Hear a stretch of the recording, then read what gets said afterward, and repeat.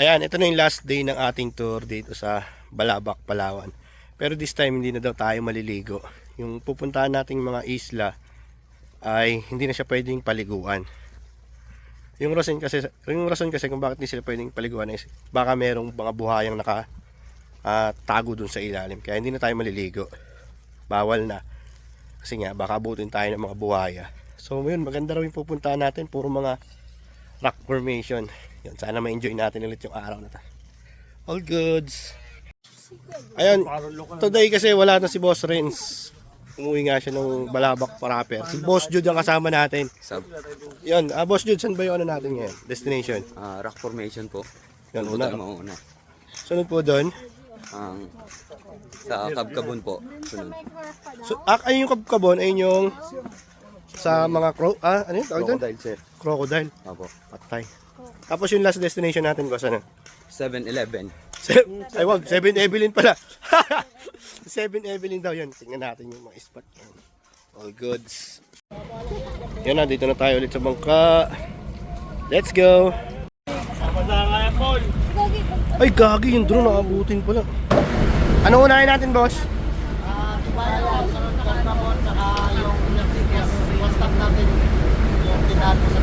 Yun, all goods. Paano pinapandar yan, boss? Saan yung control ng bangka? Ay, ito! Nasa likod mo! Ayan! Oh. Ayun yung pinano tawag dyan, boss? Timol! Ayun pala yung timol. Akala ko ito yung ginagalaw mo.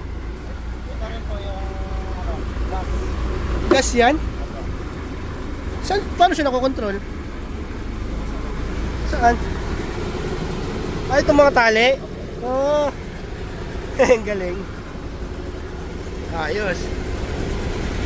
Mula nga pala sa Siksikan Island hanggang sa pupuntahan natin ay bibilang pa tayo ng 1 oras. Dito nga pala sa mga katubigan na to, dito nila sinasabi na madalas matagpuan yung mga buhaya.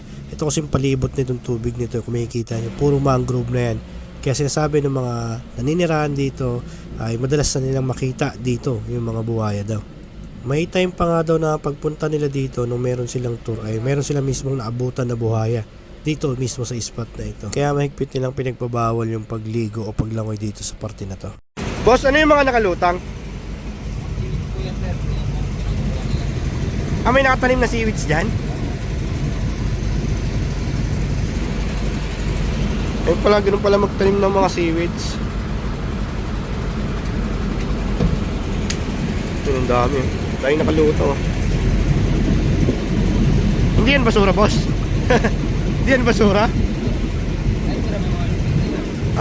Parang basura kasi parang mga plastic yung iba eh. Sadya talaga.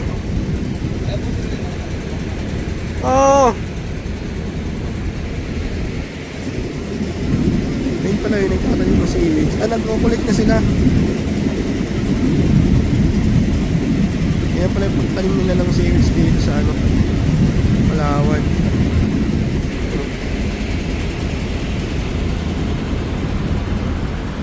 Yung parang maliit na isla. Yan, dyan yata tayo lalapag. Wala na yata ang buhay dyan. Wala na yung buhay dyan, Boss Jude. yung kaninang dinaanan natin. Ay, ito yung buhay. Sila yung nagpa-farm ng seaweeds. May mga lumilitaw na buhay rin daw dyan. Mga naliligaw lang. Dito pala yung mga nakatira. Sila yung nagtatanim ng mga seaweeds. Parang nakakatakot tumira dito pag alam mo may mga buhaya. Sanay na siguro sila. Pwede magpunta dyan, Boss Jude. Yeah, ito yung rock formation. Ang ganda oh. Ito mo kung paanong tinitipak ng tubig yung mga yung mga ng bato. Ayan oh. Grabe. Isipin mo ilang milyong taon yung dagdaan bago gumagawa ng tubig yung ganyang bangka sa bato. Ang ganda. Yan, tapos ito mga seaweeds. Dito pala tinatanim yung mga seaweeds. Yan. Ayun, dito pala sa part ng Balabac, Palawan, yung taniman ng mga seaweeds. Ayun, mga seaweeds. Dami nakasampay. Tapos nandun kanina sa nadaanan natin yung mga taniman nila. Dami. Ano to, Boss Jude? Pinapatuyo to? Kasi bibenta na. Oo. Yan pala yung patuyuan nila. Ganda. Malaki yung nakita niyong buhaya, boss? 2 di pa? Ang laki na nun. Kasama buntot. Saan nyo banda nakita? Anong oras yun? Anong oras? 10 a.m.? Possible pa rin pala makakita kahit 10 a.m. Mga overtime. Overtime ng mga buhaya. Hindi kasi sila, di ba? Oo, overtime yung mga yan. Overtime yun. Ano, madam? Willing ka bang sumabay lumangay doon? Para makuha na kita video? Kaya tayo dito sir, sabay dito tayo sa next. Saan na po tayo pagtapos ito? Dito sa Kaprabon. Ano yun, boss? Kaprabon. Ano yung meron doon? Reformation din. Rock formation din. Oo nga, sa ilalim. Ayun, ang ganda ng rock formation, no?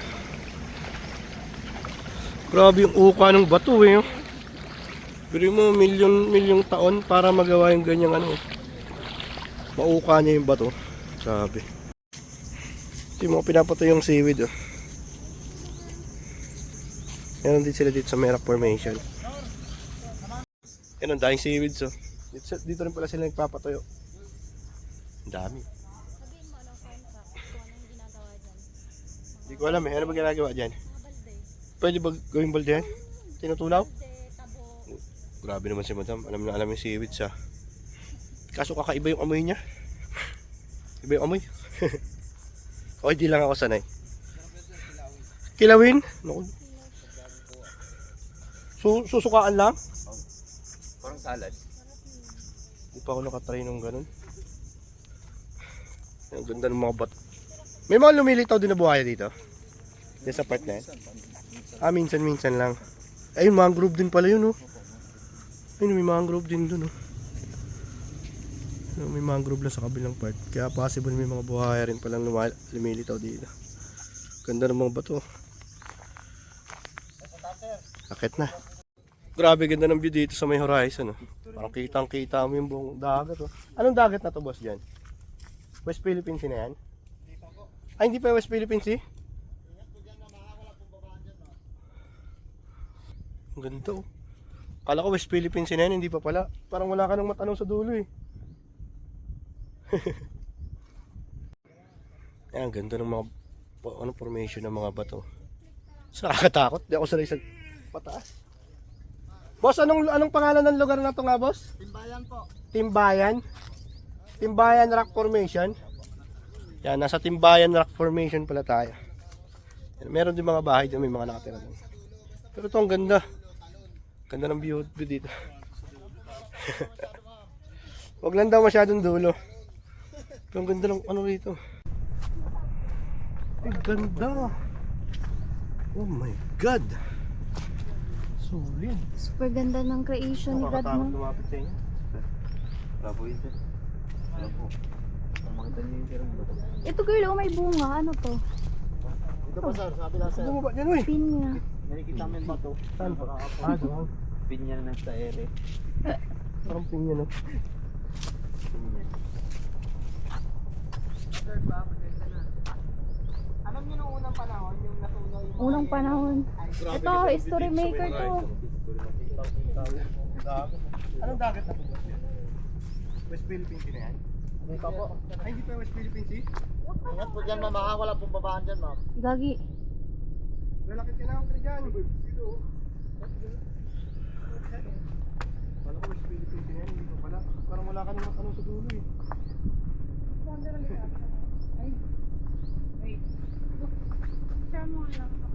Yun, yun yung spot. Yun, dito, ang ganda ng ano.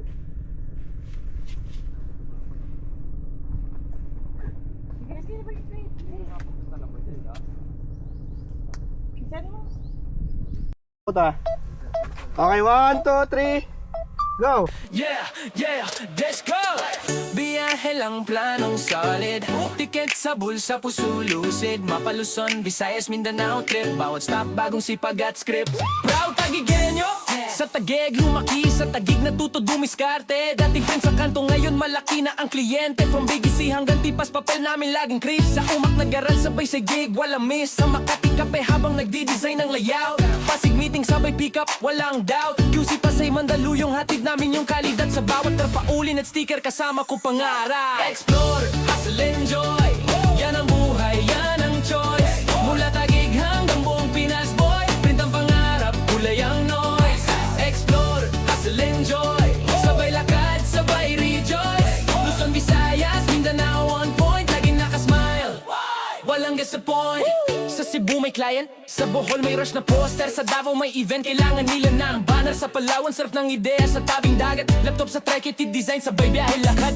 Sa Baguio, lamig pero mainit aming plano. Sa Iloilo, nakamit ng bago naming tropa. Pare solito sa CDO, terpa at mga ticket para sa show. Print sa araw, galagabi, tuloy-tuloy.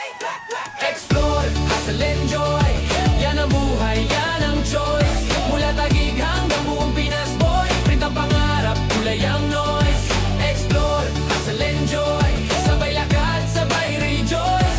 Luzon, Visayas, Mindanao on point. Laging nakasmile, walang disappoint. Trabaho sa umaga, biyahe sa hapon. Sa gabi, plano para sa bagong season. Bawat syudad, bawat sulok, bagong koneksyon. Hustle lang ng hustle pero laging may fun. Proud Taguigenyo, bitbit ko sa puso. Saan man ako sumulpot.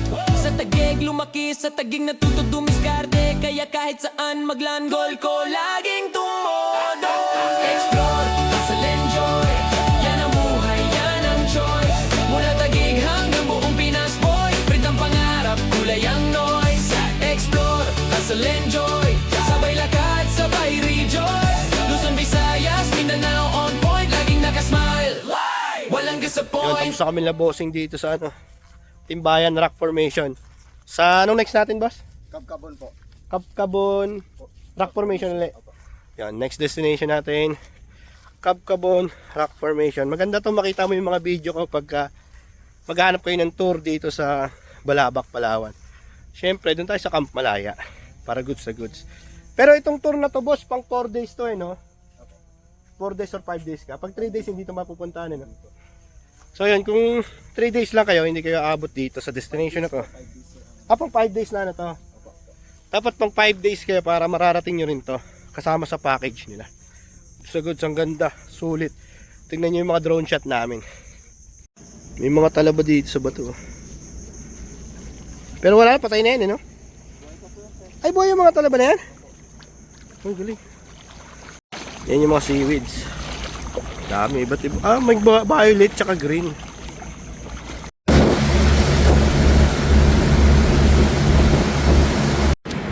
Yan, nandito na tayo sa ating next destination. Ayan, ito na yung Kapkabon Rock Formation. Ayan. Ayan, ganda. Ang liit lang na isla. Tapos ang konti lang ng mga puno. Oh. Ganda.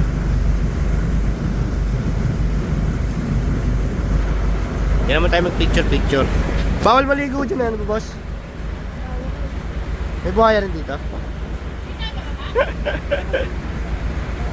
Yan, nandito na tayo sa ating next destination. Ito yung Kapkaban Rock Formation dito sa Balabac, Palawan. Yun nga, sa mga tour, pag hindi kayo mabot ang 4 to 5 days, hindi kasama to sa package. Ganda rito. All goods. Ito mo, parang may sandbar na maliit. Ayun, ito yung pinaka beach ng maliit na island na to. Ganda. Tignan natin lalo kung gaano kaganda to sa ating drone shots. Drone shot tayo ulit dito. Let's go! Ayun pa yung mga nakakapit sa baton. Dami oh. Ha? Ayun, may talangka doon. Laki! Ayun, may talangka oh. Ang ganda na sa ano, rock formation dito. Ayun oh. Oh, diba? Ang ganda oh. Goods na goods yung rock formation natin. Ayun oh. Ganda.